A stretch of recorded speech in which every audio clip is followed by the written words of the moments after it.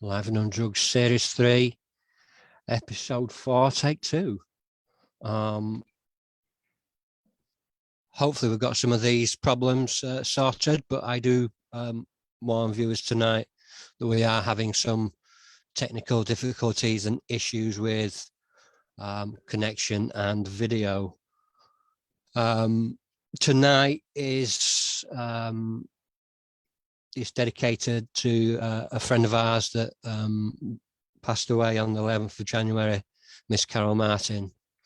Tonight I am speaking with Kirstie Moore, who's going to be telling me about the case for her brother Jason and the Free Jason Moore movement. Hi, Kirstie, thanks for coming on. Thank you. I do appreciate you you sticking around while I try and get some of these bugs fixed. No, I'm not sure if you're aware, but you've come to a standstill. Yeah, I'll just try and keep on going, and we'll just try and get it resolved.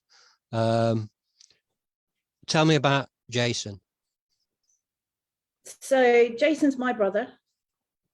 And I'm sitting here with Sandra Dumont, who's Jason's partner.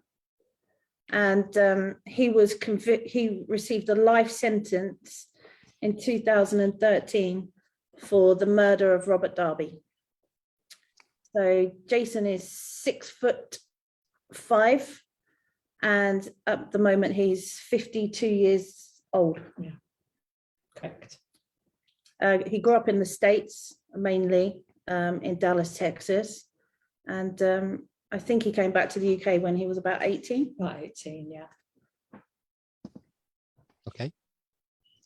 And what kind of person is Jason? We'll go into the case in a minute, but I'd like to know what sort of person Jason is.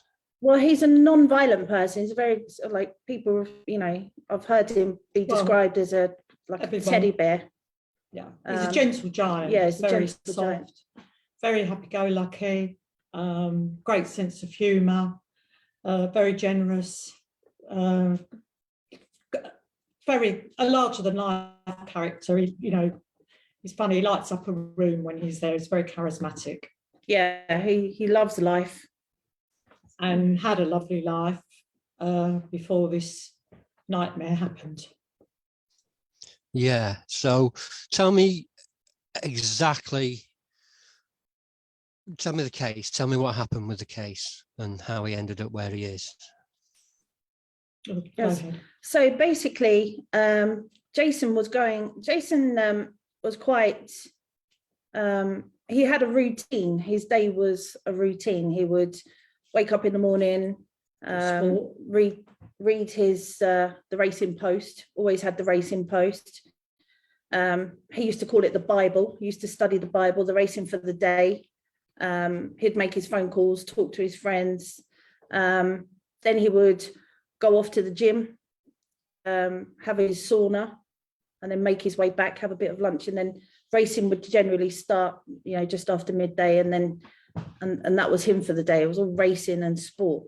So on this particular day, he did exactly the same thing he did every day, and he was traveling with his friend at the time, and they were heading towards Redbridge Sports Centre for a game of racquetball, a sauna, and then Jason was coming back to do the racing. And it was really quite funny, actually, because that particular day, Jason was really excited about a horse that was going to be running later that day. Yeah, had a huge bet on it. So heading towards the sports centre, and I just point out that we're going to have to use words like co-accused, co-defendant, and all the rest of it. And that is because the co-accused in this case has been acquitted, and legal doesn't allow us to use his name. So, right, okay. Yeah. So Jason was in a car with his co-defendant, and they were heading towards Redbridge Sports Centre to play a game of racquetball.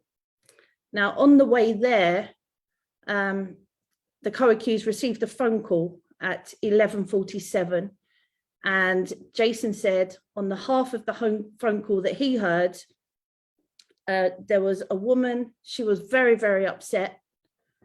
She was pretty much, very upset, and she was sounded alarmed. And with that, his co-defendant pulled the car around in the opposite direction and pulled over to a phone box. And then he jumped out the car, went to the phone box, and then jumped back in the car. And the next thing you know, they're just down the road, a couple of minutes away at the scene of the incident. On arriving at the incident, the victim and his friend were already there in a car, and the two drivers of both those vehicles jumped out, came together in the street. There was another man in the street that got out of the victim's car, the victim's friend, and he was also in the street. So they had three men in the street, and Jason was still in the car, the passenger side of the car that he was taken, because he was taken. He wasn't going there, he was going to the sports center. And it's one of those things where out of his control, in a flash of a pan, next thing you know, he's at the scene of a crime, put it that way, and a witness. But he wasn't looking really as what was going on, because it was all very quickly, two very angry men in the street, Jason sitting in a car. And, if you ask Jason today, he'll say that, he was going to the sports center.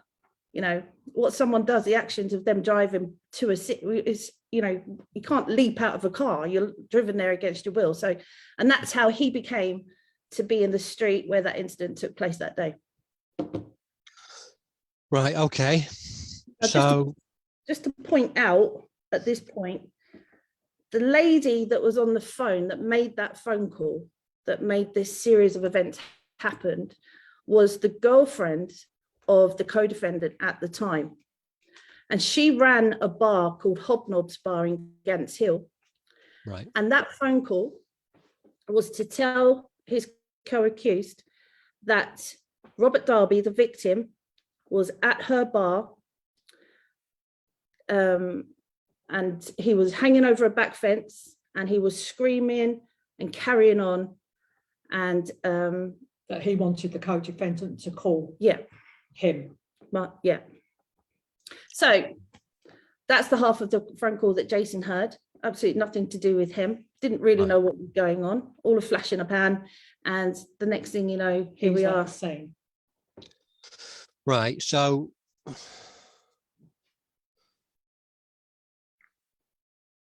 what happened with the police then? Was he arrested straight away, or did it take time? Or well, so Jason wasn't aware of the severity of the case, like what was going on at the time. What he saw was two men clash in the street, and the victim, Robert Darby, he turned and ran, and he ran into a pub car park, and his co-defendant came back and got back in the car and drove away from the scene. Right. So he wasn't overly aware of what had gone on. Like I said, he was in the car going, probably reading. He had the Racing Post with him, actually. Right. And he was all his concentration was that horse that was running later that day.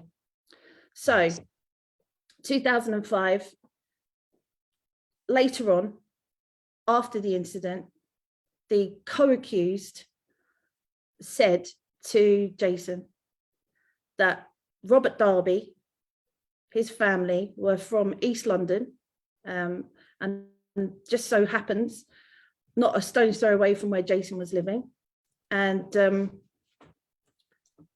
basically said to him, he will come after you, he knows where you live.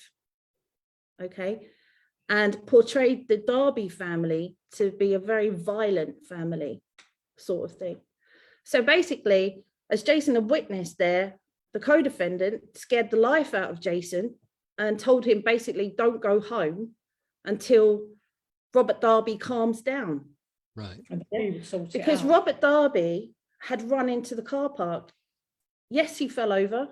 Yes, he But collapsed. nobody knew the severity of, at the time, of Robert Darby's injury. And Robert Darby died the next day in the Royal London Hospital of a Right. single stab wound to the chest. Okay. So Jason and my sister went to France, and they drove in their own car. They brought their own tickets, and they went to France just to keep away from, you know, trouble, because the way it was fed to them as this Derby clan, as they were portrayed, would come and find them, you know, and they wouldn't be very nice when they did find them. So that's the situation you have there. So what happened is obviously Robert Darby passed away the next day. So, you know, it was a very difficult time. And Jason was waiting really for, because Jason's always said that when he digested what's happened, he said the way that Robert Darby got out of the car, it transpired that he had a Stanley knife in his hand. So this case was always a case of self-defense. It was always a case of self-defense. So obviously he was waiting for his co-defendant to go and speak to the police and to do the right thing and say, you know, listen, this was self-defense. So it was kind of like Jason was just waiting for that and nothing else. Now, what Jason didn't know is that there was a guy with Robert Darby, like I said. He got out of the car and he was in the street. Him and Robert Darby got out of their cars, they were in the street. Now, there were two witnesses. It came to light that him and the co-defendant, so the guy that Jason was with and the guy that Robert Darby was with, later on, it was found out to be that they were actually acquaintances. They worked together or had formerly worked together. So Jason didn't know that. And that part comes into play in this case later. But at the scene that day, there was two witnesses. You had a gentleman on foot, a Somalian gentleman. He was 5'7", and you had a lady, a nurse, who was driving in the road. She actually had to slow down to pass by this argument, as she put it. She thought it was a case of road rage. Mm-hmm. She saw a man pushed and she saw a man run, and that's all she saw. She didn't say anything about stabbing or anything like that, and it was just basically that. Where the police come into it is that they turned up and they spoke to both those witnesses, but they brought another witness into it. And that guy, again, is Paul Hunt. Now, Paul Hunt, the friend of Robert Darby, the police treated him as a witness at the scene. And funny enough, Paul Hunt told Sally Palmer, the nurse, the other witness, that he had seen it all kick off. A bartender, because this was at the Valentine pub just in the street outside in Gants Hill, Ilford. And the bartender said that the victim's friend was on the phone saying, he's done him. And that he seemed to know who. And that he seemed to know who it was.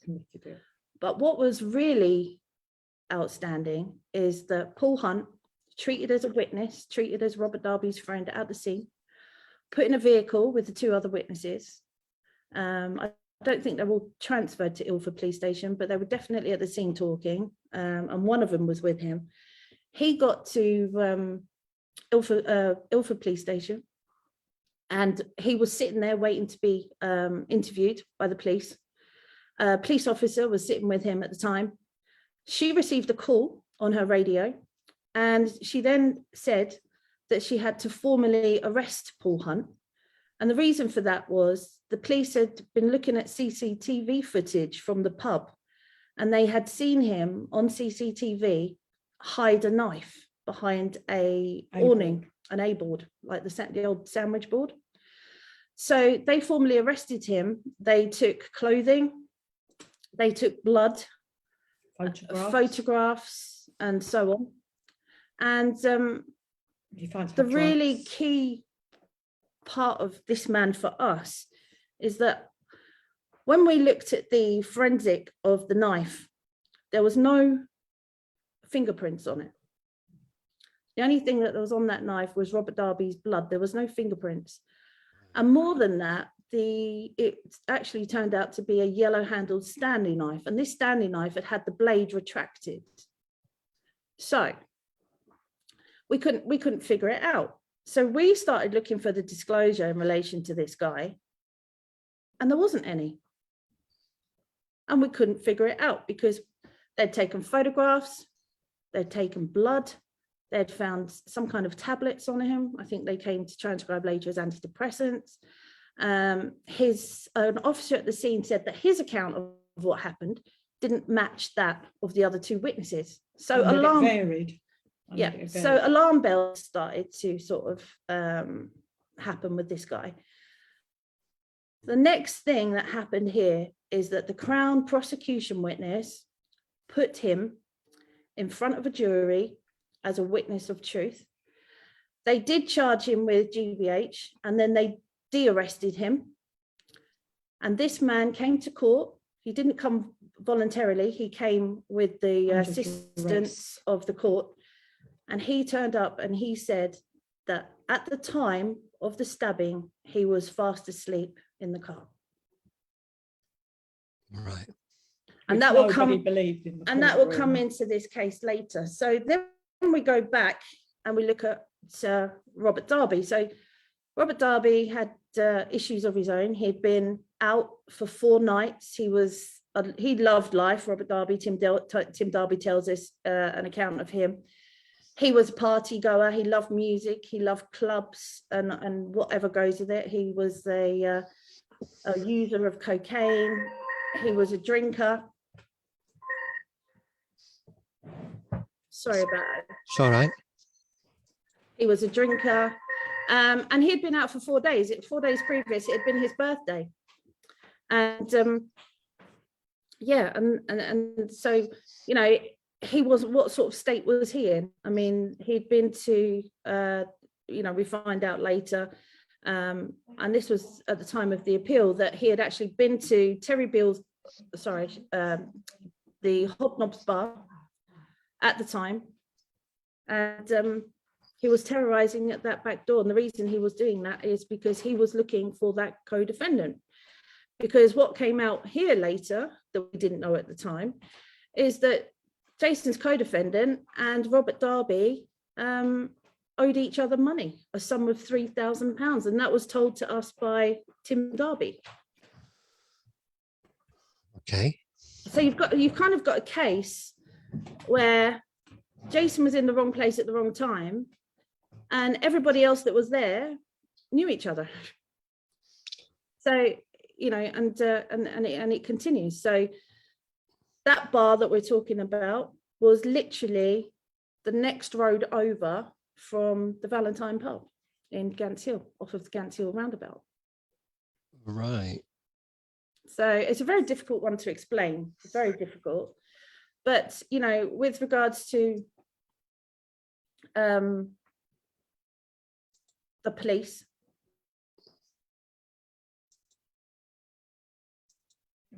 I am still here. I am listening. With regards to the police, in 2005, it seems to me that they started an investigation because Jason made himself unavailable at the time, and 3 days after this, so did his co-defendant, that it kind of took a stop. But at no time was there any warrant out for Jason's arrest? And I think that's quite important. And Tim Darby would tell you that as well. But the key point here is the pressure that the police put on the Moore family. Jason was confused. He was in shock at what had happened. He was confused. The police went round to my parents' house, had a conversation with my dad and my mum, and said to my dad, you know, we want to talk to Jason. We know he hasn't done this. We just want to talk to him. He witnessed something that day. And my dad asked him, after they explained about the Derby family, my dad said to him, well, if Jason does come in and ask your questions, can you guarantee his safety? If these people are as bad as what you're saying, can you guarantee his safety? And the answer to that was no. No, we can't. But what happened after that was really... they couldn't guarantee their safety. Yeah, well, that's what I was going to say. After that, what happened is the police had painted this picture that was so terrible that my sister came back and she got on a plane and moved back to the United States. And my parents sold their property and they relocated to Turkey. That's how bad it was. So anybody, whoever you are, if the police are telling you we cannot guarantee your safety, what is it that they would like people to do? If I was a witness to something and they couldn't guarantee my safety to come and talk to them to answer their questions, I don't know what I'd do. I think that's a very important point. And when I say severity of what went on, people don't just emigrate for nothing, do they? I think that's a big point. And they stayed away for years, and it was terrible, because what it actually did is it split us all up. So, you know, as a family unit, we were split. So, you know, people say, why did Jason stay away for 7 years? That's why. Well, the question is, why did my parents stay away for 7 years? Why has my sister left and never come back? Because people ask me that question all the time. The answer to that question is fear. Nothing else but fear. And I think that's a very big point to make. And later on, it became very well known that the co-defendant was portrayed to us, because what do I know? I don't know him. It was portrayed to us as an enforcer, somebody that you wouldn't cross, put it that way. Okay. And so that kind of tells you, because people, it's a good question to ask. Why did Jason stay away? And the question is not that. The question is, why did the Moore family split up, and why did the Moore family stay away? And why did the Moore family come back? Well, as your parents get older and you're living abroad, obviously the NHS service is going to come into play at some point. And, you know, it'd been such a long time, and they gradually started coming back. My sister didn't, but my parents did. And also Jason. I mean, Jason, originally he went to Spain and then he went to Dubai. But, you know, you can only be, when you've done nothing wrong, you can only be away from your family for so long. You haven't done anything wrong. And I remember it was one of the key points I kept saying, why are you doing this to your parents? You haven't done anything wrong. Just go and answer their questions. It's years later. And that's exactly what Jason did. And in 2012, obviously money, you know, and all the rest of it. I hadn't seen my brother. My sister hasn't seen him. My parents haven't seen him. Your parents are getting older. You become older, and your circumstances start to change. So in 2012, Jason wasn't wanted by the police for anything. He walked on a pre-made appointment through his solicitor into a police station. He sat down and he gave them a 6-hour interview. Now, in that interview, he mentioned 2 phone calls, and that was the 11:47 phone call and the 11:43 phone call, because he had found out that the co-defendant's girlfriend wasn't at the bar, it was her sister. And that came later and had a very detrimental effect on Jason's defense, actually. Right. So Jason comes back, he gives a 6-hour interview with the police. The police send him home, there's nothing, you know, and all the rest of it. And then 2 weeks later, so this is now 7.5 years after the incident, 2 weeks later, They come down to where Jason was staying and they arrest him for the murder of Robert Darby. And the reason that they made that arrest was because one of those two witnesses from 2005 at the scene had just been taken to an ID suite with the CPS and the police, the CPS's permission to the police, to the police, and they put this Somalian man who was at the scene that day on an ID suite after all those years, and without viewing the tape twice, he said the words "number 5." And when he was asked what did number 5 do, the answer was the guy who was the passenger in the silver car who stabbed. Now that's really, really interesting, because if we come all the way back to the start at 2005, this same man walked into an ID suite after 1 week, I think it was 6 days of the incident, and he picked out a man who he believed to be the stabber, the man that stabbed, and he picked out a totally different man. And he was asked a question, are you 100% sure that that man was the man that stabbed? And he answered yes. But that man and that identification parade that he was viewing and the tapes he was viewing was for the identification parade of the co-defendant. And the man was a lookalike of the co-defendant. He also did an identification parade for Jason Moore. And on Jason Moore's identification parade, he picked out nobody at all. So on his co-defendant's ID parade, he picks out a man and says he was the stabber and that he was certain of it. And on Jason Moore's ID parade, he picked out nobody at all. And then 7 years later, he walks in and goes on identification parade for Jason, but this time without looking at the tapes, just briefly says that number 5 was the stabber, and then says that. And they are two completely different looking people. They're poles apart. How does that happen? Do you remember somebody that you saw in the supermarket yesterday? Would you remember somebody? I can't even remember people that I see in the supermarket today, to be honest. So okay. I understand that the man, saw a violent incident, but it wasn't even about that. We with regard to this Malian gentleman, it's quite good to know what was going on with him that day, because he was we now know that he lives down in the east end of London, and I'm talking around the Mile End sort of area, Poplar, Stepney area. So to travel up to Gants Hill was pretty much out of his jurisdiction, really. He had to get on the Central Line.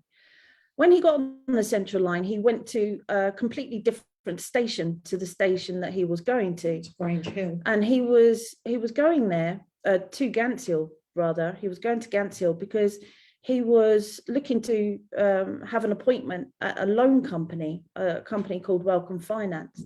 Now, Welcome Finance were actually on the exit as you come out of the Gants Hill station. They were actually there, but he didn't seem to be able to find the building.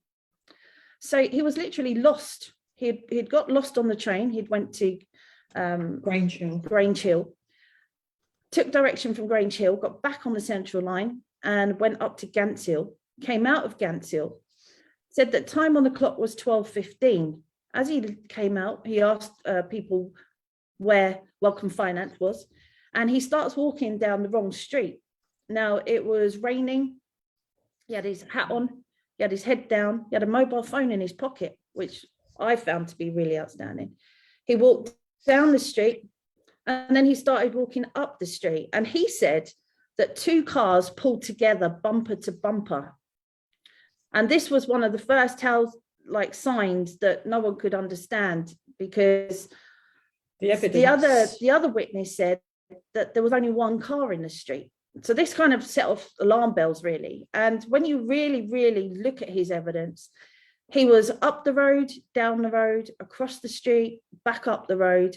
Nobody, and this includes the police, because the police started a reconstruction of his evidence to them, and it was terminated because they couldn't figure him out. Does that make sense? Yes. You had this man drawing diagrams of cars on the wrong side of the street. So that's another telltale sign. So much so that the police go back to him and ask for clarification. And he goes, no, that's right, and all the rest of it. So you can say that this man is wrong on just about everything, really. But another thing that was really interesting is that when you started looking at his language, and the reason I say that is because at the Welcome Finance, after the incident, when he finally found the place, he was in a lift with one of the employees. Now, the employee wrote a statement, and he said he couldn't understand what this man was saying. He had to ask him 4 times. His language was that bad. So, no one's ever been able to figure out where it was that this man was. As far as we know, he came down the street, walked back up the street, saw an incident over his right shoulder, carried on walking up the street, but did not call 999. He carried on walking up the street and called a finance centre to find out directions.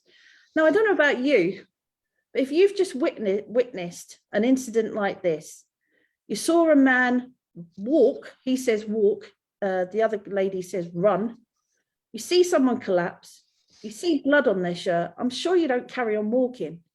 You've got a phone in your pocket, why not use it?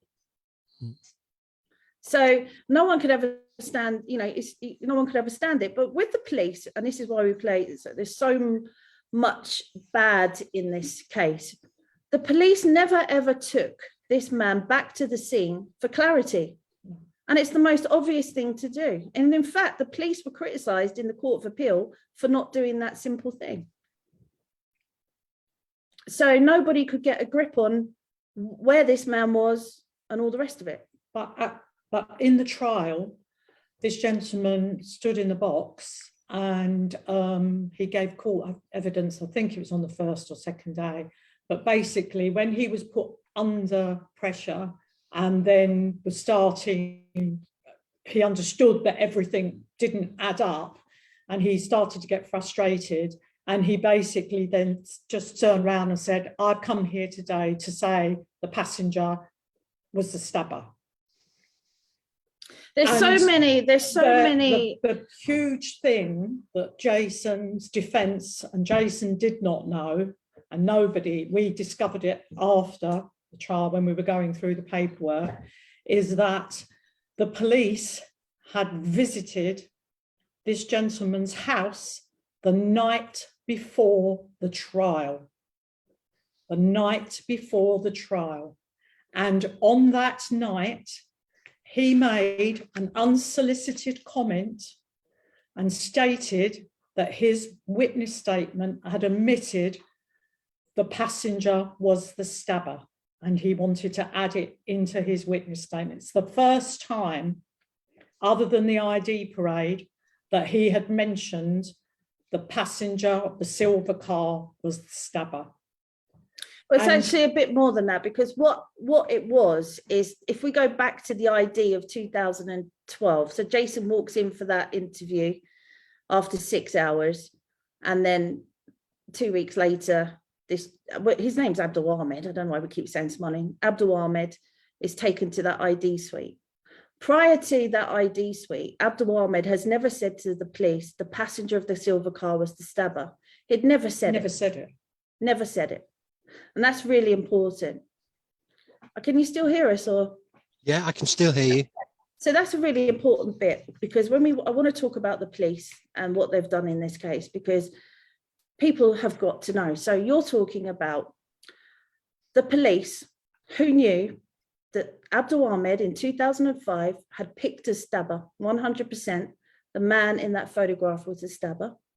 In 2012, 2 weeks after Jason does that interview, he walks into that ID, and without viewing, like the procedure is view it twice, look at what you want sort of thing, he just says number 5. Now, what did number 5 do?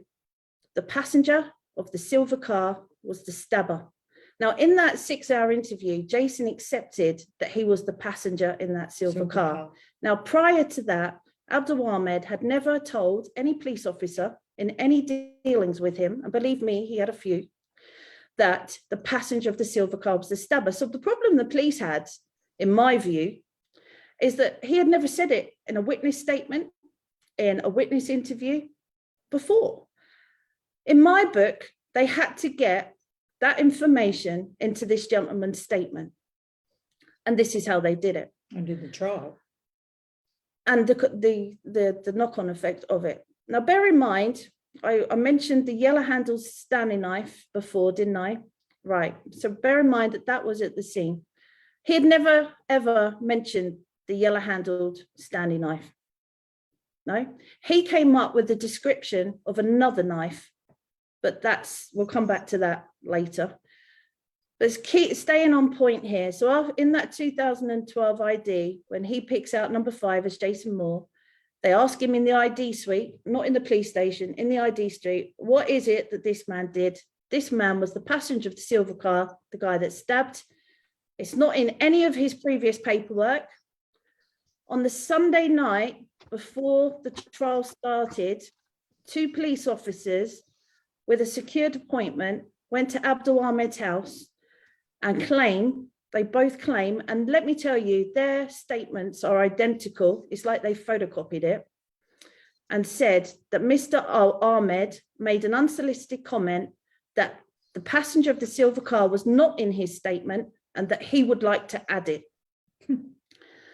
They changed this man's statement after 7.5 years. They let this man on an ID after 7.5 years. It is incredulous in my book. A statement is there for your recap, your recollection of what happened on the day. It's not there for you to change 8 years later. It's just not on. Now, let's now look at the knock-on effect of Jason. 2 officers going around that house on a Sunday evening before his trial, the biggest fight of anybody's life. His defense were not aware that these 2 officers had been around his house the night before and changed his statement. Right. Now, anyone with common sense would know the implications of that, because you don't have to be a lawyer or anyone like that to know that that is just wrong.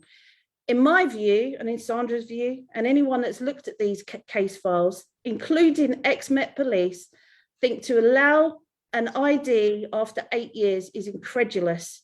But what's even more incredulous is when you ask the CPS why that ID was allowed, and this question was asked by a journalist, their answer was, it was the decision of the police. When you ask the police why that was, they say the CPS said we had to do it. So you're stuck between 2 brick walls, if you get me. They're blaming each other. So on that point, Abdul Ahmed is now in a dock at the Old Bailey answering questions. And all of a sudden, he miraculously remembers under pressure that there was a yellow scraper in the hand of Robert Darby. Never before in any of his evidence has he ever said there was a yellow scraper at that scene. Ever. When he was asked in the courtroom, you have never ever mentioned a yellow scraper before, Mr. Ahmed, ever. And he said, I've just remembered it as I stand here now. And amazingly, the police had been there the night before the trial. And also, when it was put to him that they were 2 completely different men in the identification parades, that he had picked out 2 different men, he was shocked. He didn't realise that he'd picked out 2 different men, and he said, "You're telling me I picked out 2 different men?" And the QC said, not only two different men, two totally different men. And he said he didn't know that. And when the QC had asked him if he had seen media or photographs, maybe somewhere, had he been shown or seen something in the media, he said, "What do you mean, sir, that the police show me photographs?" So he said, "Well, I'm asking you if you've seen any photographs, if you've seen anything in the media, blah, blah, blah." And he responded, "Oh, no, sir, the police are not allowed to show photographs, and I'm not allowed to speak to other witness." And I think one of the big points I'd like to point out with regards to this gentleman, Abdul Ahmed, is the fact that when he was at the scene of the incident, so you're talking, you know, with half an hour, 40 minutes, the police are talking to Abdul Ahmed. One of the police officers says to him, "Would you ever recognize any of the men again?" His answer was no. "Would you be able to ID one of these men?" No. I mean, so if he's saying no, he would never be able to, recognize either of the men. You know, it just puts in your head that he was put under pressure to do it.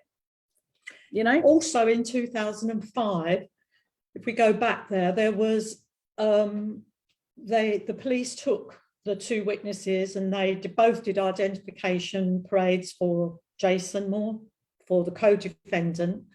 And that's about 2 weeks after the trial. Then another gentleman was charged with the murder, who happens to be an associate and a friend of the co-defendant.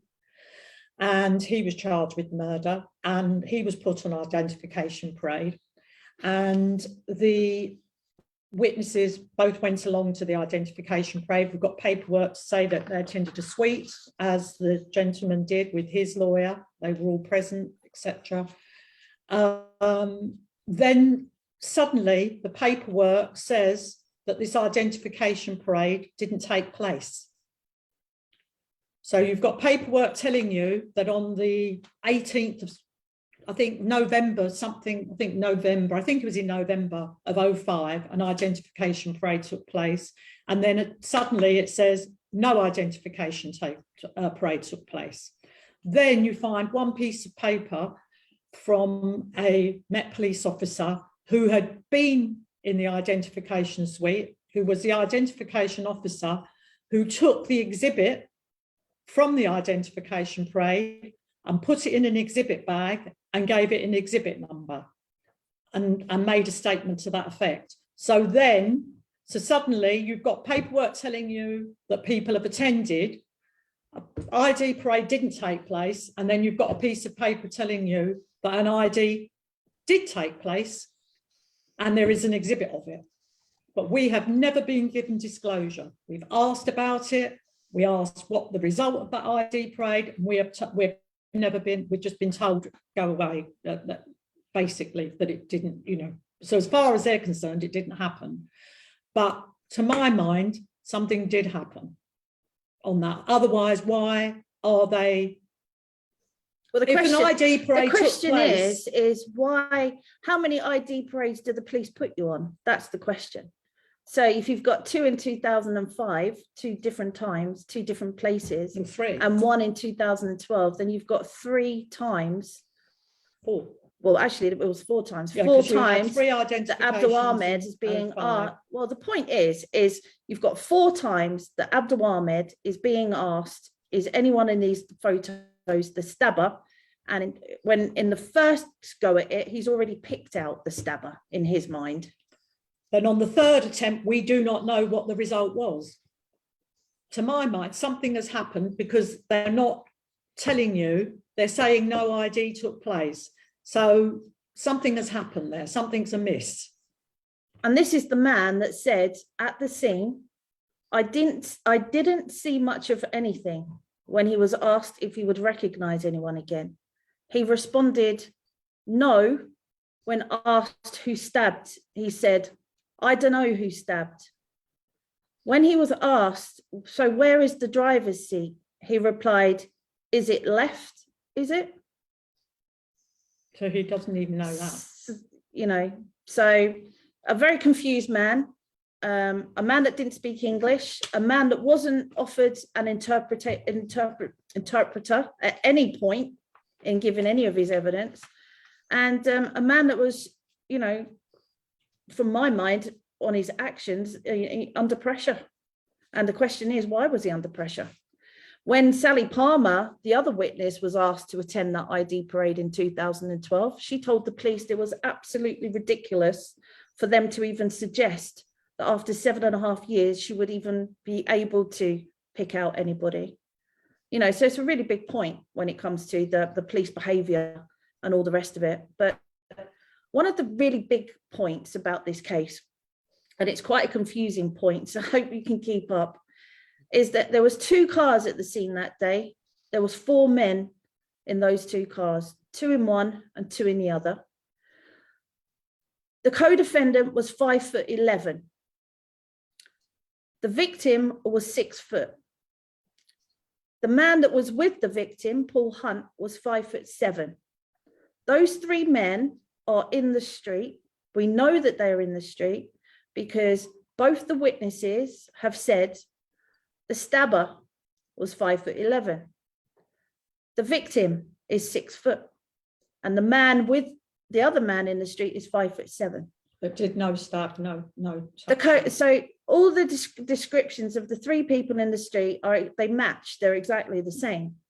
At no point, nowhere, does anybody provide the information that a man of 6'5" is in that street. And there's only one reason for that, because there wasn't one, because that 6'5" man was sitting in a car with a racing post. Now, and Jason is not only 6'5", but he is huge in stature. I mean, he's a big chap. He's not, you know, he's wide, he's tall. You know, and when we look at the 2 witnesses, we look at Sally Palmer, witness B, as we call her. So witness A, the Somalian guy, 5'7". Witness B, a Somalian who didn't know where he was. No one could get a grip on his whereabouts. The police start a reconstruction. They have to terminate it, something that they didn't disclose, by the way. Yeah, that wasn't disclosed. It came to our information entirely by accident, because for going for Jason's appeal, we just so happened to approach the same reconstruction company, and they said, look, we've seen this case before. We got nowhere with it. So that wasn't disclosed to us. Our defence. So our defence didn't have that. And funny enough, Sally Palmer, the nurse, was closer to the incident than any recollection, any one of Abdul Ahmed's stories. She was still the closest person. And she didn't see a knife. She saw a push. And she goes on to give quite really accurate detail. And she describes both witnesses' clothing to a T. Yeah. And another thing about these 2 witnesses that involves the police is at no point anywhere do these 2 witnesses ever get to see Jason Moore and his co-defendant. The police put them up behind screens. They never ever got to see these 2 men in real life, apart from you know, the co-defendant being in the street at the time. And the one thing I want to reiterate is that both the witnesses said that nobody was taller than the victim. The victim was the tallest man in the street. Yeah. So Jason towers over him by another 5 inches. Yeah. So that both witnesses stipulated that nobody was taller than the victim, that Robert Darby. So let me come to the point about what happened at the trial. Well, what happened at the trial was the co-defendant was extradited back to the UK. So when he was extradited, the police have certain sanctions put on them. They can't interview, not that he would have given an interview, but they can't do it anyway. The only thing that they can do is take fingerprints, height, check you for scars, that kind of thing. So he was extradited back to the UK, and he was placed on remand to await trial. And he was given all his case paperwork and all the rest of it. And he and his legal team managed to find him a way out, and this is how they did it. Like I said before, it came to light later that the man that was with the victim was his acquaintance, did work for him, and so on. Now, as we know, the two witnesses said that this man was very much awake. He had described the incident to Sally Palmer as, "I saw it all kick off." Abdul Ahmed says that he was definitely in the street. He was 5'7". He is 5'7", and Abdul Ahmed actually compared him to his size because he's 5'7", and they took him out and they measured him. So they cleared that up straight away. So when he came to court asleep, yeah, that's one man out of the way. The victim is the victim, so he's not there either. But what he did is he said that the victim, with the blunt end of a Stanley knife, knocked him unconscious to the floor. Now, it's very, very important that no witness saw anybody knocked over. They only refer to somebody falling to the floor when they see Robert Darby run and collapse. That's the only point. So you have the 5'11" man knocked to the floor, which is in a fictitious account. The victim's obviously hurt and the other guy is asleep. There's only one man left for the jury to look at. Yeah. And unfortunately, that is, it's the reality of it, which is, but I blame the police for their investigation, because in any contact with Paul Hunt, the police knew Paul Hunt wasn't asleep. Jason kept saying to the police in 2012, ask that man, he was there, he saw it. Don't listen to him being asleep. The two witnesses have told you he's not asleep. You need to speak with this man. The gentleman, the police officer involved wouldn't even, acknowledge Jason saying that. So, through these case files, you now see that any time that they came into contact with Paul Hunt, first of all, they couldn't find him.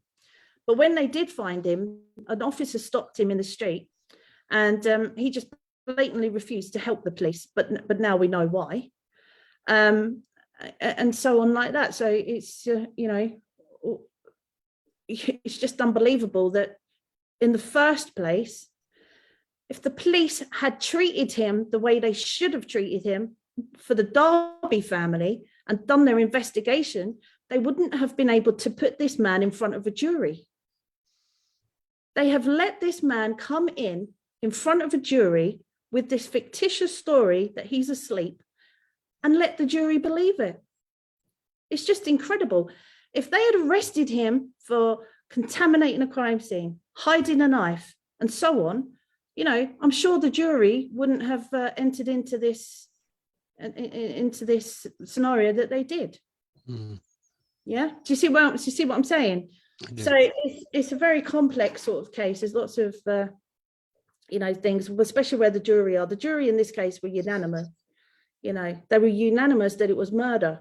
No one could understand it because obviously it was self-defense. Robert Darby got out of a car with a Stanley knife, in a state. He'd been out for 4 nights, like I said before.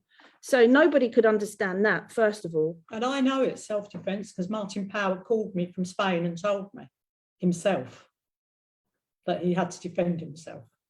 So, but for me, it was incredible that the police did no investigation into this case. I mean, there's cell site evidence that say that there was that 11:43 phone call I told you about. They didn't follow it up.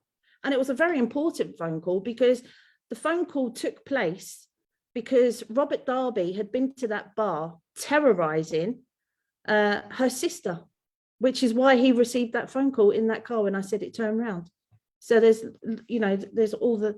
No, those two women, should be 100% absolutely ashamed of themselves. And the reason for that is they have given no assistance to the police whatsoever in this investigation. None whatsoever. And there was a lot they could have said and they didn't. If the police had known that Robert Darby had been at that bar, they would have had another line of inquiry And it's the line of inquiry that they would have found that Tim Darby confirmed to us.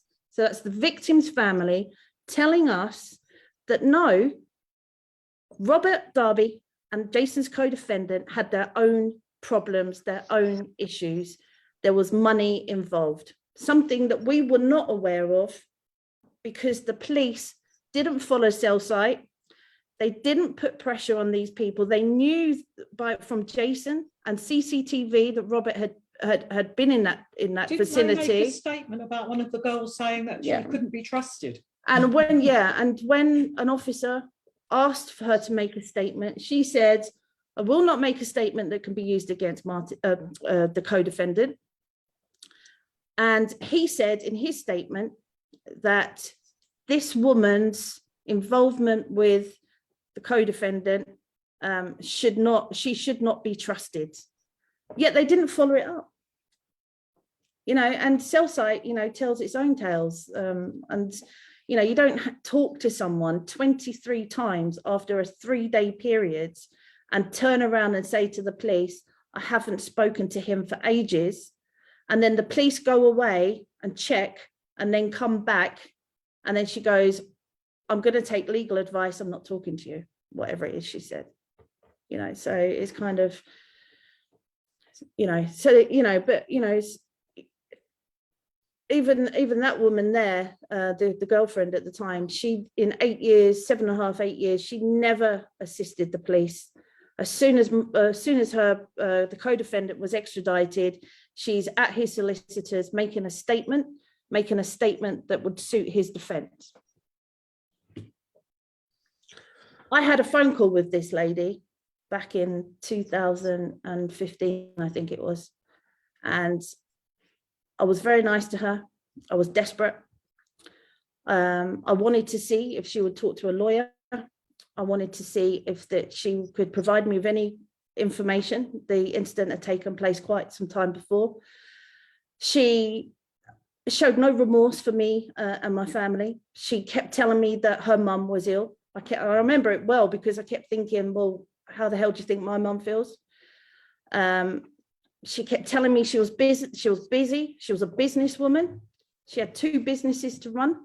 And I kept thinking to myself, how can you even say that to me? You've ruined my family. You won't assist and all the rest of it. I said to her that would she speak to my lawyers and give them the time of day, answer a few questions maybe. She said that she would have to ask Martin. Sorry, she would have to ask the co-defendant. He would go ballistic if he found out that I am talking to you. I said, okay, go and ask him, do whatever you've got to do. But please come and speak to my lawyers. Jason is doing a life sentence. I had to explain to her that the extra 3 years that Jason got was basically because of the information she withheld from the police, because the trial did not believe that phone call where Jason said that he was in that car on the way to a sports centre when this man turned the car around and went to the scene.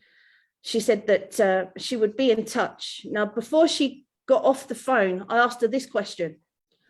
Do you think it is right that a man is doing a life sentence for something he didn't do, effectively doing your friend's life sentence, and has lost his life? And she said, no, I do not agree with that. But what was really interesting is when I hung up, I remember sitting there thinking about the conversation I just had. She did not offer up one bit of defense for the co-defendant. If someone had called me up and I was in her position and I knew that that man was innocent, I would be saying, what are you talking about? What are you talking about? He didn't do it. They went to the trial. He didn't do it. But she didn't say any of that.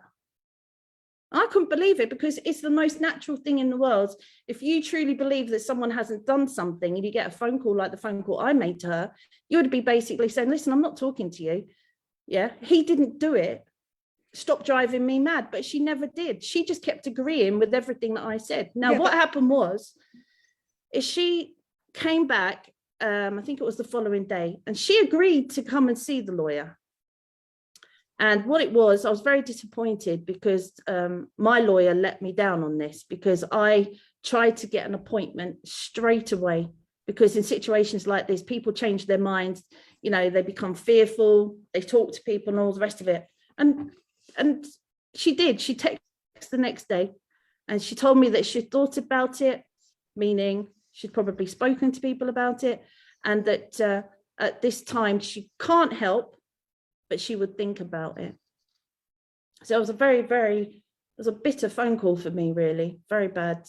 And again, the more you go through this paperwork, the more the guilt of these people just flies off the page, and you cannot believe it. And I think I said it before, how do these people sleep at night? And one of the chilling bits of this is that NewsQuest have just completed, well, just about to air it actually in the next week or two, a 8 episode 40 minutes, and they've gone right the way through Jason's case and all the files. They've talked to experts, ex-police, charities, you know, and reading statements. They've got it all there, and basically they had to give these people right of reply, and instead of being met with, you know, it's over, you know, they're not saying Jason's guilty at all. No one's saying Jason's guilty, which is what you would think, and we're putting up a defense for their friend. They're just going mad because of the attention and telling you to go away, go away, go away. And to me, it's not really the actions of someone, you know, a newspaper just trying to get a comment. They're not like the devil, you know, and they're being responded to like, you know, they're about to do something to them or something. I don't know how to describe it. So yeah, this is very it's interesting. And when you have police officers, you know, if you can imagine, you've walked out of the trial, you've walked out the Old Bailey and you've been acquitted of a murder, most people would want to go away and get on with their lives. I'm sure most people would want to move to a different country, the stress and the pain it puts you through. And that was in 2013. And in 2017, we have another little scenario that pitched up. We had 5 witnesses come into Jason Moore's appeal. Now, 3 of those witnesses didn't know each other. They'd never met before, and they didn't know Jason. It's very important. One of the 5 was Tim Darby.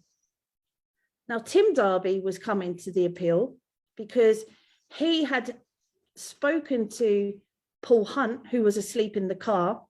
He never believed he was asleep in the car. He says himself, if you were with Robert, you were not asleep in a car. He says it himself. And he had actually had an encounter. He'd gone and seen with his brother, Paul Hunt. And Paul Hunt said, what do you want me to do? I've purged myself. Plus, I can't come forward because I've got the other fella to think about, and that's the co-defendant. So he's somewhere along the line, look, I'll tell you, but I can't take it any further. And what he told him is that no, that geezer Moore never got out of the car. That's how he told him. So with this information, Tim Darby went to the police. He told them what this man had said, and et cetera, et cetera. Now, don't forget that the police have already told Tim Darby that they had no evidence or more.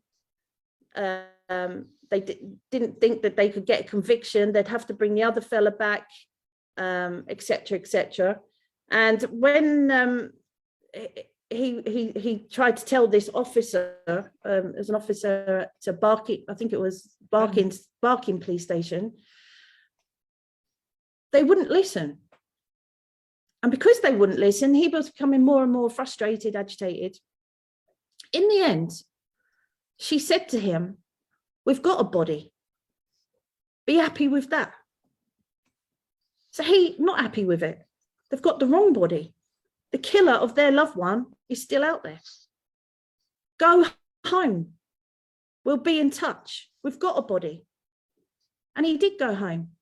And at 3 o'clock, in the morning, 2 police officers turned up at his front door with a reverse Osborne warning. And it's basically a warning from the police, don't get involved.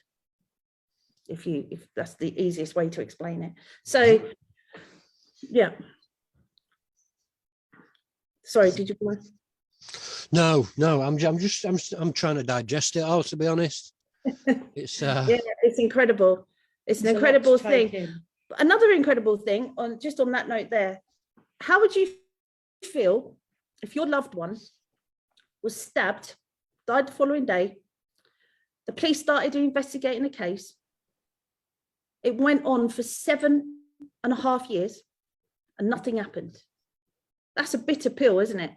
It is. That's terrible. If that was me, I'd be saying, what's happening? What's happening? I'll be down there every 5 minutes. 7.5 years, nothing. And then what happened? Jason Moore comes in to help assist. As a witness. And they say, Tim Darby and his brother, outside a committal hearing, I think he said it was, they've got nothing on Moore. They're going to have to bring the other man back.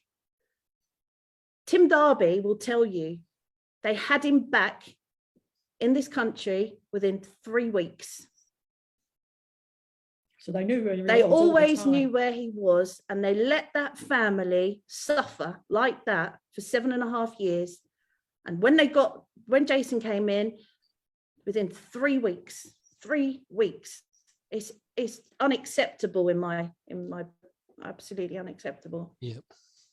You know, because the nightmare has never ended for that family either, because you've got a situation now. In 2005, they lost Robert.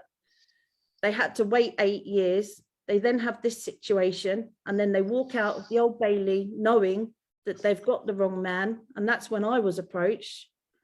And here we are 9 years later, and they're still campaigning with us for this terrible wrong to be put right. Yeah, I mean, for me, you've got to look at it like, if the brother of the victim is standing up for the man who is accused of the murder, then there is something seriously amiss. Yeah. Well, where that family are concerned, Tim Darby is the lead on that family. Obviously, everyone's got jobs, they've got lives, they've got kids and all the rest of it, and elderly parents and all the rest of it. So, you know, Tim Darby, he walked out the Old Bailey. That's when you've got to remember that my family have been in fear of this family for many, many years. Just turning up at the court for 12 weeks, and the Darby family are here. The Darby, who's that? Is that a Darby sitting next to me? Who's that? Intimidating. And you're looking down, because you're up in the sky when you're, where you're sitting in the viewing gallery, and you're seeing two of the older brothers sitting there, very staunch, very serious, yeah. And you're thinking to yourself, what, especially from our part. And then what happened, and it was the day that Jason was not sentenced, he was found guilty of murder. It was that day. I walked across the road and stood outside a pub called the Viaduct, which is on the corner by the Old Bailey. Just couldn't believe that I had to call my parents and tell them what happened, really. And he said, the car pulled up in front of me. The bald guy that I'd been looking down on for 12 weeks, the staunch, very serious looking man, walked up to me and he said, "You're Kirstie Moore?" I said, "Yes." He said, "I know your brother hasn't done that. And what happened to your family was nothing to do with us. That was the police."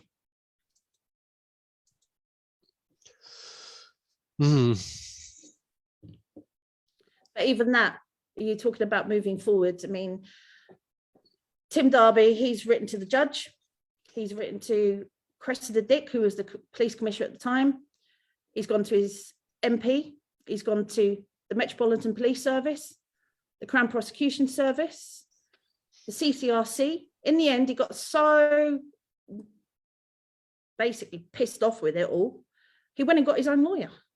And then he contacted a company called TMI, and TMI are a group of ex-Met police officers.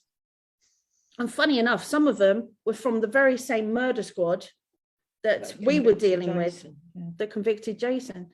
And, you know, they went and visited Jason a couple of times in prison, and that, you know, they researched all the files, spent, I think it was just under 3 years looking at the case files. And they came back and they said, this is definitely a miscarriage of justice. Right. So what we did is we tried to incorporate a report into a CCRC application to the court, the Central Criminal Court Review, sorry, the Central Criminal Review Committee. And they totally ignored anything that we said, just totally ignored it. And the one thing that never added up is if you read the report and then you read their report, it's almost like they haven't read the report. Did you see what I'm saying? Mm. So yeah, it was, and that's what's going on, really. Mm. So plenty of it. Yeah. I am still trying to get my head around everything that I've learned tonight. You know, the other thing that we haven't discussed was yeah, I mean, we talk Court about of Appeal. The Court of Appeal itself was that was very, you know, all the witnesses. It took, basically, we thought we'd had a very good appeal personally, when naively, when we were sitting there in the appeal. We thought it had gone very well. When I look back at it now, and now when you talk to people, the whole thing was just a farce. They weren't really looking at anything. I think one lawyer that we've spoke to, I think it was Tim Darby's lawyer, actually commented, and when he knew the names of the 3 judges, he said, I wouldn't even have got out of bed that day to go to court because you were never going to win. Right. Which is, you know, it's horrendous to hear those things. And especially we thought that we were getting Jason home. It's also horrendous such a strong appeal. The amount of money it costs. Yeah, I mean, but that aside, and it does cost a lot of money, but that aside, again, it was the police going to witnesses that were no longer part of the case. I mean, they'd contacted people and giving out evidence, or not evidence, but basically giving the heads up to people that may be coming to an appeal. And then it has an effect on the appeal. People don't come, people, you know, and that's wrong, isn't it? That sort of thing. I just think that everything has an effect on whatever you're doing. I think I'm inclined to say that they hide behind this disclosure. Everything's disclosure, DNA disclosure, forensics disclosure, a bit of paper disclosure, something a police officer said on his lunch break, disclosure. It's disclosure, disclosure, disclosure.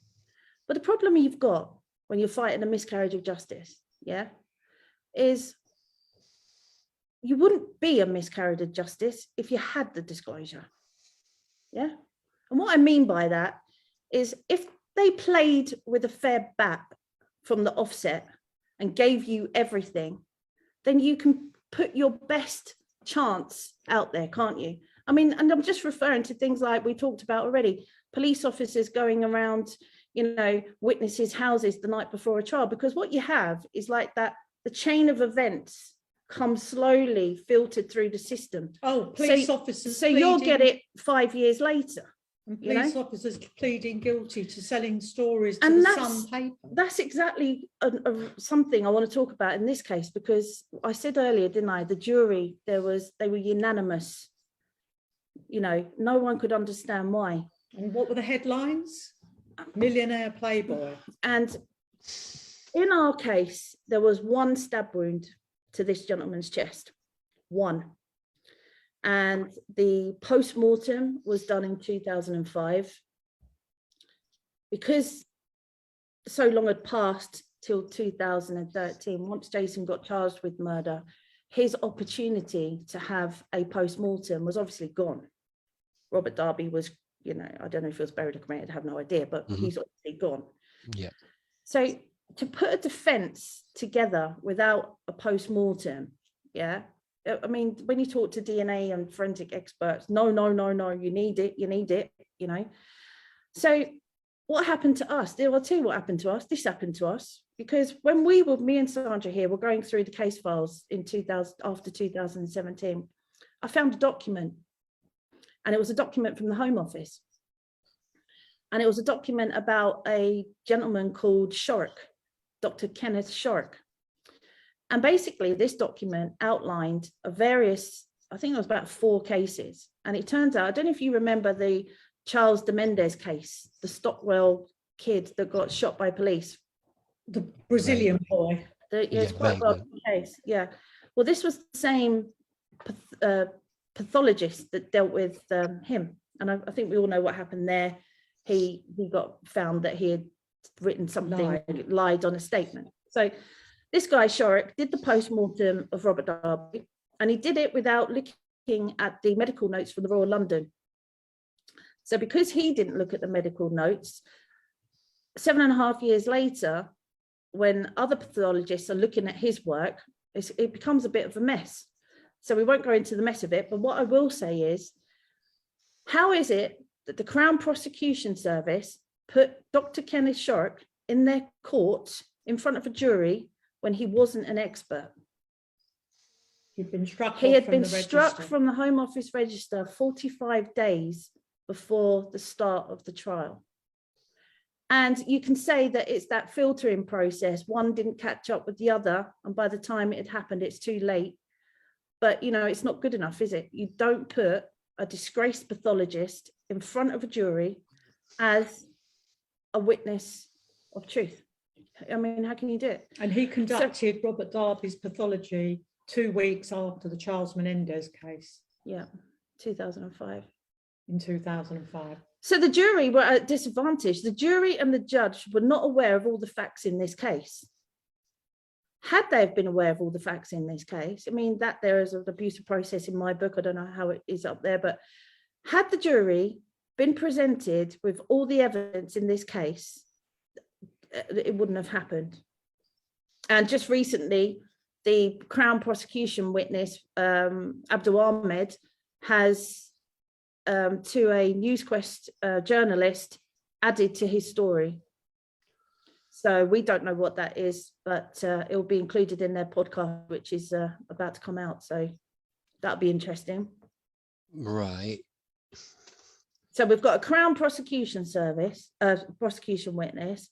After 17 years, when a NewsQuest asked him for a right of reply, he has added to his story. Right.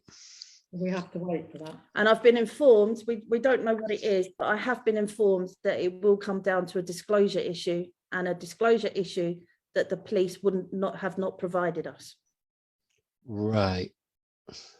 So our situation, which is what I'm always talking about on Facebook, our situation is we're living with a system that we can't get the disclosure to fight the miscarriage. Does that make sense? Yeah, it does make sense. It does make everybody sense. gets right to tells you to go away.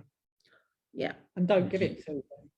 And we've been Oh, trying it was for 9 incredible. I mean, years. listen, some of the, I mean, it was incredible. I could not believe it when Tim Darby told me his response from the Met Police Commissioner.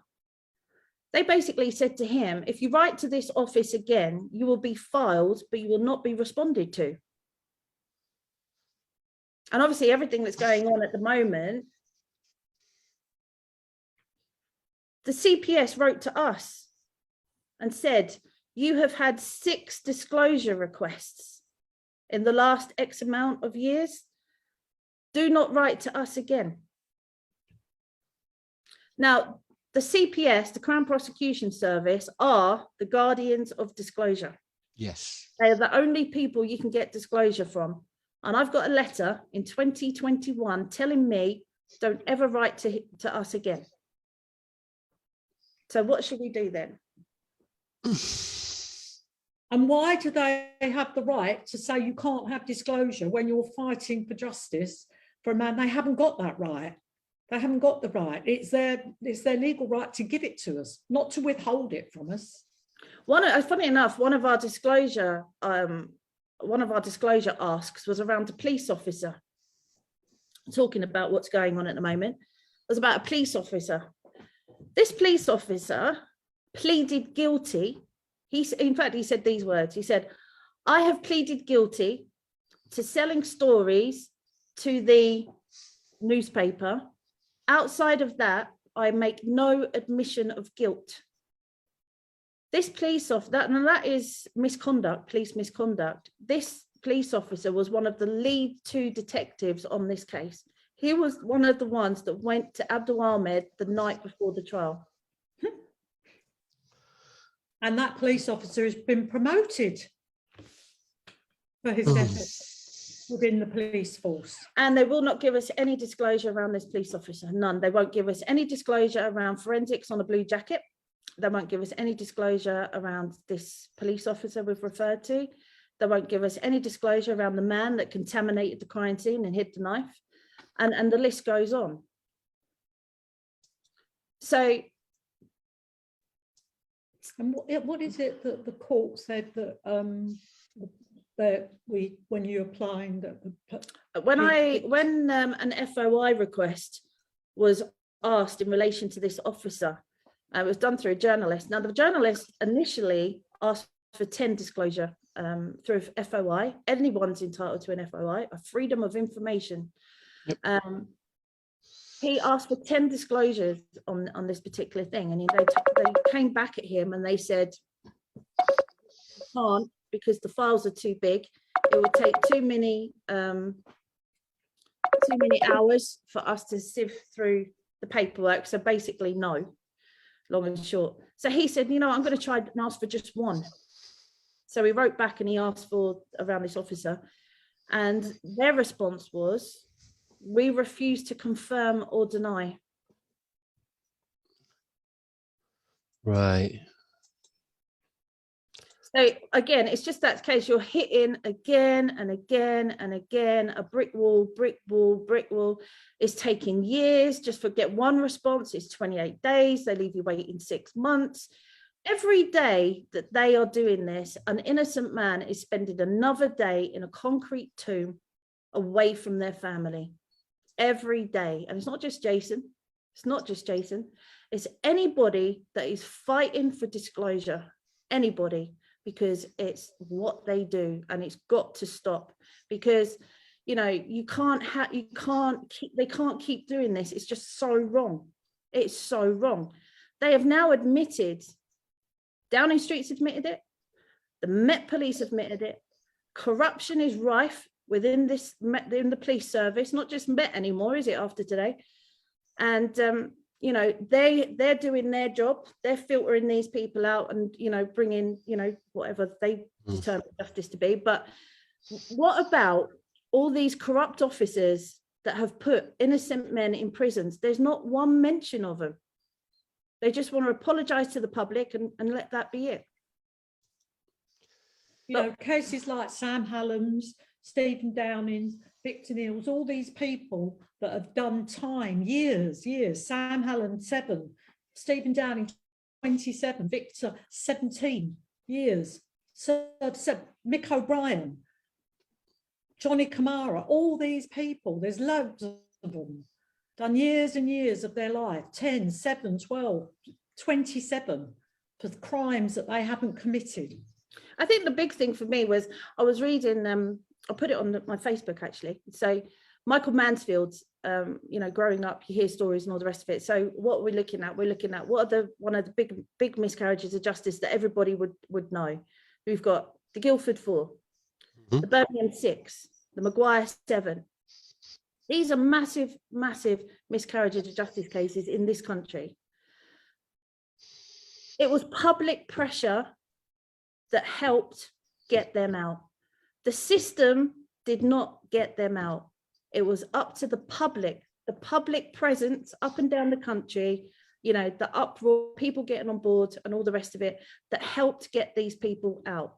The system didn't come right for those men. The system fought them all the way, and it was the public pressure.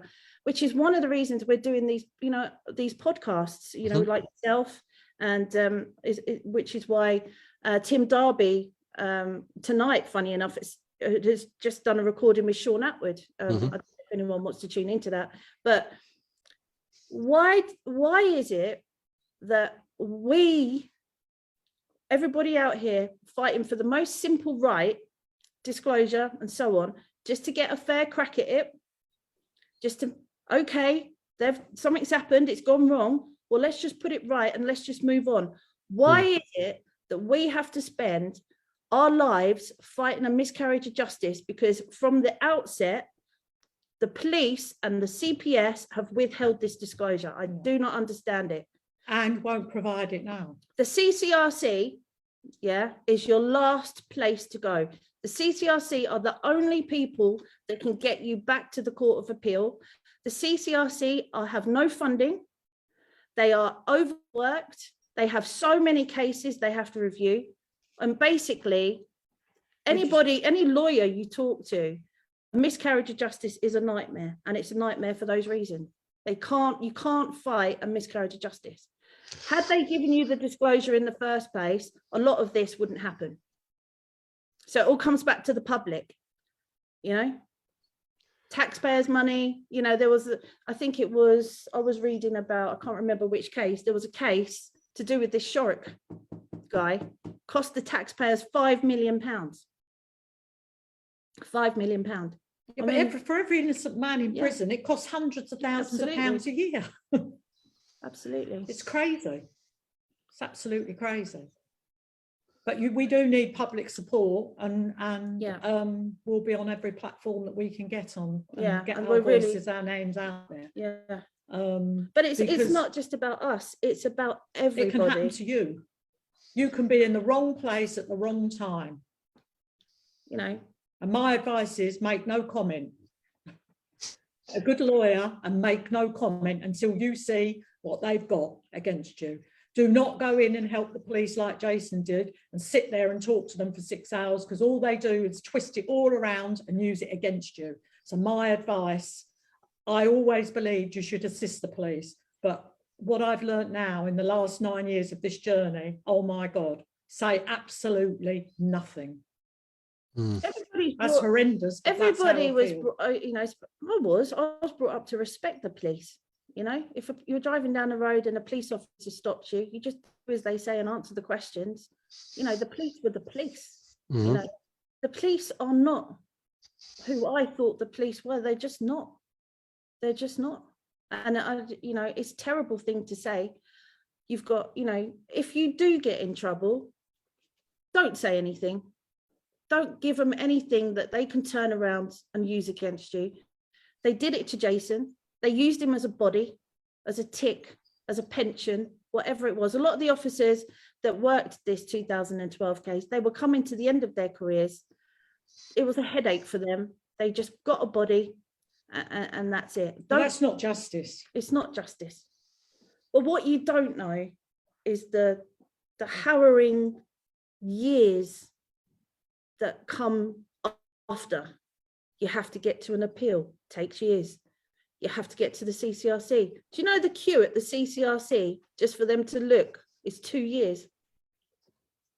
2 years you'll have to wait just to get your application in front of the CCRC. It's incredible. And it's painful. It's painful on the parents.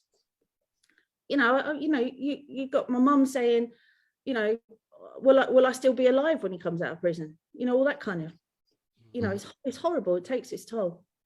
But the main point of what we're trying to do, me and Sandra, we're trying to create public awareness. You see I don't need to explain to you what's going on in the media. You can all make your own minds up with it. But I would like you to get on board. If you can support us, please get behind us. Please support our petition. I mean, even that petition is an absolute joke. 100,000 signatures, 100,000 signatures. Where the hell are we going to get 100,000 signatures? It's another tactic by them, the government, so we can't make it. We won't make it there. It's terrible. But, you know, for us, the petition is more to see what sort of backing we've got with everybody. So please sign a petition at change.org, hashtag 3 days and more. We have a website, 3 Any days and more. witnesses, anybody that can come forward? Tim Darby has a website, I believe, Justice and the number 4 Darbs. So Justice for Darbs using the number 4. Twitter, we're all on Twitter. Facebook, I'm on Facebook. There's a Facebook group, 3 days and more. Please come and join it. I update it practically every day, so it's quite interesting. And yeah, please support us, because again, this is a miscarriage of justice. Nobody is immune to a miscarriage of justice, and things have got to change. Yeah, I will link everything to this video, and all when it goes to the audio podcast, and things like that. I understand what you're saying. You know, I've spoken to a few people that deal with miscarriages of justice.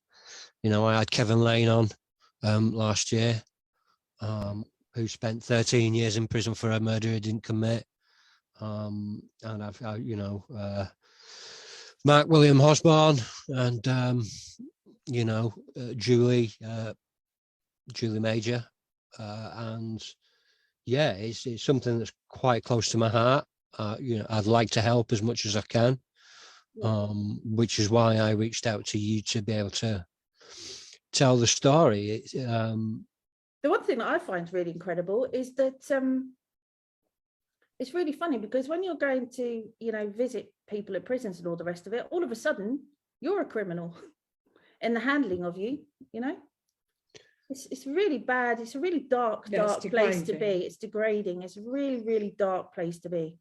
You know, you know how many I don't even write emails. I write so many emails, I don't even know what emails I've written. Yeah. You know, even my MP, I when I saw my MP, I've been talking, I'll put it this way, I've been trying to talk to my MP for 8 years. 8. She's tried to shut my case 3 times. The last time I saw her, she told me that she couldn't assist me because I wasn't a collective. And I think what she means by that, it was she has to represent people in number, and because I was on my own. And I said to her, but how many miscarriages of justice do you have in one borough then? I'm one, and I don't know any other. And we're in Tower Hamlets, by the way. And she said, no, I have to do it in number. So her main thing is there's so many people in the immigration side of her job, is that every time she goes to Parliament, it's about that kind of thing. It's not just about that, it's about the NHS and da-da-da. So these miscarriages of justice, they don't have a chance, you know, because there's not loads of us, and that's not a good enough excuse. So when she wrote to the CPS, and the CPS wrote back to her and said, and these are the words they said, in their opinion, the disclosure for which they seek will not have any effect on the conviction. So therefore, no. They're still controlling you because it's their opinion. You should get the disclosure and let us have our opinion and move forward with it, but they just won't do it. So if they're doing that to an MP, and they're doing that to the victim's family, and they're doing that to us, I would like somebody to come and tell me, how is it that we can get justice for Jason dealing with all that? You know, because when you get to the point of miscarriage of justice, you've already sold your house and everything that goes with it on the trial in the first place. So it's a horrible, horrible, dark place to be. I understand that. It must be so hard. Yeah, it is. On you and on the family and on everybody involved, really. It must take so much strength. Yeah, your life basically is this every day in, day out. And what about all the families that don't, you know, we're lucky in the sense that, you know, we've still got a fight in us, if you like. Most people after 9 years will be absolutely exhausted and can't carry on. I mean, I've met a few lawyers like that. You mentioned the word miscarriage of justice. They go, I just don't think I can do it. I haven't got the headspace. I just can't go there, because they know how terrible the journey is. But what about all those people, those innocent people in prison that don't have anyone to help them? You know, what about those people? No one fighting for them. What about that? That's why, you know, all these things around disclosure, I mean, it's boring. I never ever imagined that I'd be sitting talking to you about disclosure. Never in a million, you know. And all of a sudden we're kind of doing it, not just for us, we're doing it for everyone, because these points have got to change. Yeah.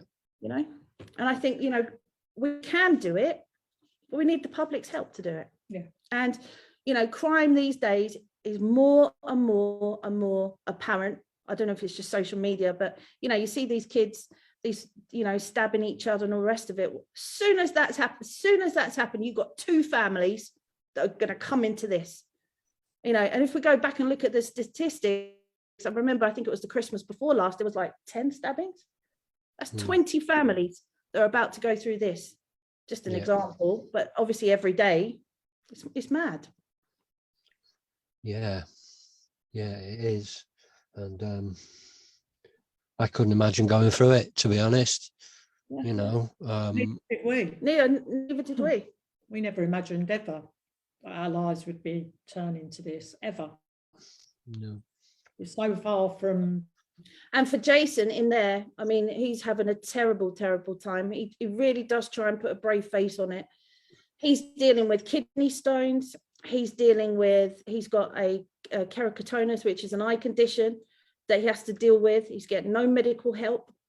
If he does get medical help, which he doesn't, it's an app. You have to wait 6 months. The pandemic year was absolutely terrible. They locked those people up for 23 and a half hours a day and let them out to get a roll. They didn't even have proper food in those days. It was a roll and whatever. Absolutely terrible. They took all the exercise away. They took all their canteen away, all their cooking facilities away. They were literally locked up for 23 and a half hours a day for a year. No outside, nothing. You know, and it's, you know, it's the most terrible, terrible thing when you're ill, the stress, the anxiety. They can't even get an Anodine, a tablet, an aspirin. It's just absolutely terrible. And Jason, innocent man, was chucked into a prison system as a Cat B at the beginning. He's a Cat D now, at the beginning. And it was terrible, wasn't it? It was terrible. And I wouldn't want to see it happen to anyone. It's just, No. you know. Well, I mean, whatever I can do to help, really. I have, you know, I don't have much resources, but I do have access to, you know, I'm very blessed to have a sponsor who pays my internet bill every month, and he and his partner, they help out with research and things. And I have seen in the comments that James said that if there's anything that he can do, he's more than willing to help. So, That's very good. Thank you. You know, I can throw a few people your way. Right. I am aware of the hashtag Free Jason Moore. Also the Facebook group, and as you don't forget the petition. Yeah, the petition. I will get the links to all this. I will put all the links within this. I will put the links when it hits YouTube tomorrow. That will all go into the YouTube description as well, and on the Spotify description. And yeah, I'll link you asking for help, any help that anybody can give. Yeah, absolutely. Even if it's just time. Anything, anyone that can do anything, write a letter, make a poster, just get involved, basically. Absolutely anything that anyone can do. Listen, we're up for doing it, as always. We've never not been, and that's the other thing. People might say to you, why now? Why after 9 years are you coming out into the media now? And the answer to that is because we were told we couldn't. We were told we couldn't by lawyers. And this is, we had an event in November. It went very well. And we just got to carry on, keep up the momentum, keep pushing, and try and get back to the Court of Appeal and and go from there, really, and help as many people along the way. Because again, this is a collective thing. It needs everybody to get involved. You've seen what's going on out there in the news. You've seen it. They've admitted it. There's people suffering all these years, and we all need to come together and just put these terrible wrongs right. And so we can all go and get on with our lives, because believe me, this takes your life. It doesn't just take Jason's life or an innocent man in prison's life. It takes all of our lives. So don't let it happen. You know, nobody, it can happen to anyone. It happens in a second. Your life changes. So if anyone, all of you can get behind us, we would really appreciate it. And obviously we support. And anyone that can assist us or support us. I mean, as I said to Kirstie, the Stephen Lawrence case, it was Nelson Mandela that changed it and put it on. The 93 people that died in the Liverpool grounds, that was Andy Burnham that went into Parliament and changed it and turned around and got them the disclosure that they had been withheld all those years. That woman died fighting for her son, but she got justice in the end. You know, it's these sort of things that make the difference. Shouldn't have to be that way, but this is the world that we find ourselves in. That's unfortunately, that's what it is. And then the system can just apologise. But, you know, apologies don't get you nothing. They don't do anything. They're not going to get Jason's 9 years back. No. They don't get those 9 years back. They don't get those 9 Christmases that his mum's sitting there without him at the dinner table. You know, she's sitting there praying to God that this Christmas he's going to be sitting at her Christmas table, or Easter, you know. It's that's the reality of it. And that's the other thing, like, you know, don't forget, we're just normal people. You know, we're just normal people, you know, leading normal lives, trying to do the best that we can. And for me, this whole case, for me, you know, I don't get into any politics or anything like that. All I know is that I know common sense, and I know right from wrong, and I know that the evidence was here, it was in front, and he was just used as a body. It tells you the evidence is there.